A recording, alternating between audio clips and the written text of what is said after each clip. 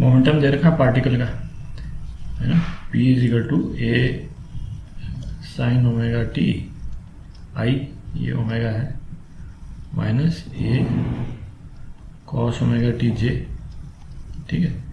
ए और omega constant है। Angle between momentum and force ये पूछा है। अच्छा, फोर्स क्या होता था? फोर्स जो होता था वो होता था D P by D T. तो पहले तो फोर्स निकाल लेते हैं, फिर निकालेंगे एंगल। तो D P by D T, तो ये हो गया A omega cos omega T I minus A omega minus D plus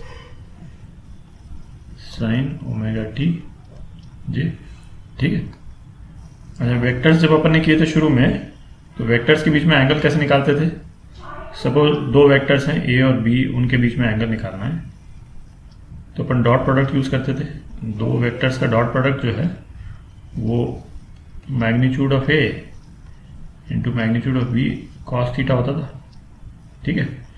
तो इसको यूज करके हम फिर कॉस थीटा निकाल लेते थे, है ना, जो वैल्यू आए तो उससे फिर एंगल निकल जाता था। तो ए डॉट बी निकालते हैं पहले, इस केस में दोनों वेक्टर है अपने पास में, तो पी डॉट एफ करते हैं।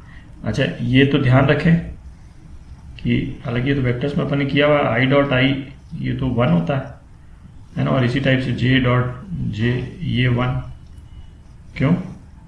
क्योंकि है ना, ये आई का मैग्नीट्यूड, ये तो आई का मैग्नीट्यूड कॉस 0 है ना, आई और आई के बीच में एंगल तो 0, ये तो कॉस 0 1 होता है, और इन दोनों का ये तो यूनिट वेक्टर्स हैं, ठीक है, इसी टाइप से।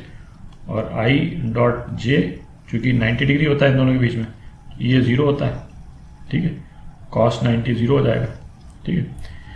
तो पी डॉट एफ कितना हुआ?